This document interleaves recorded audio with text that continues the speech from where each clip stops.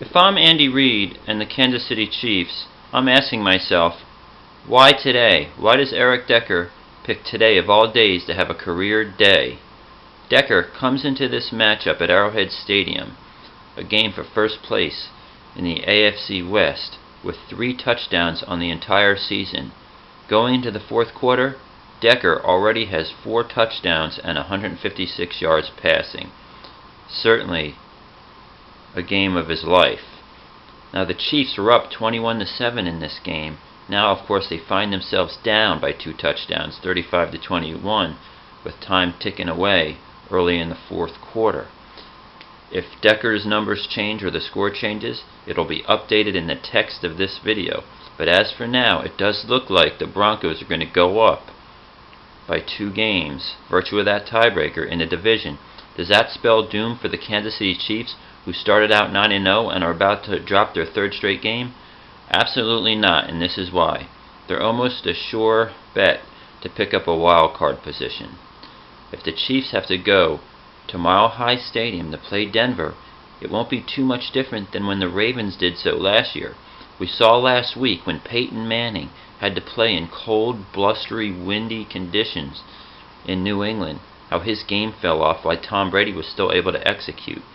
I put my money on Alex Smith in those conditions, in Mile High, as long as it's colder and windier than it is today at Arrowhead, against the Broncos.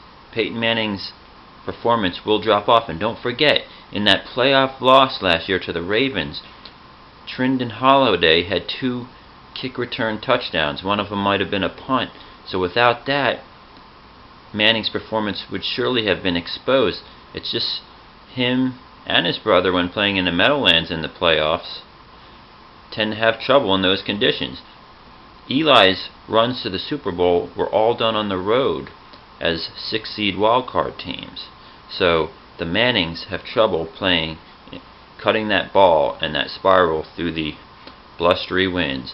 So the Chiefs can take solace in knowing they can get true revenge in the playoffs, though it doesn't look like it's going to happen today. As I said, they're down by 2 touchdowns with time ticking away in the fourth quarter.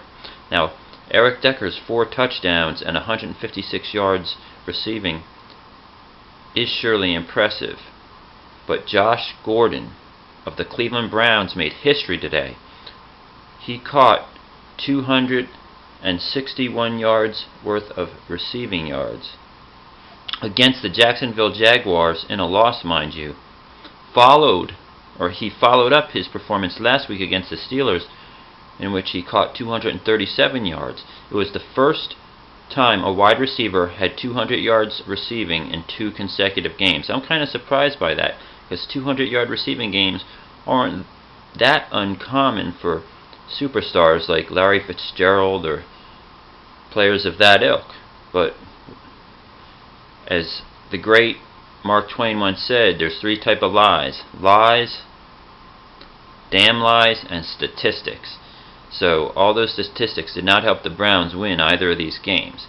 But an excellent performance by Josh Gordon, and certainly honorable mention to Eric Decker, who has 4 touchdowns after having 3 all year in the fourth quarter at Arrowhead Stadium.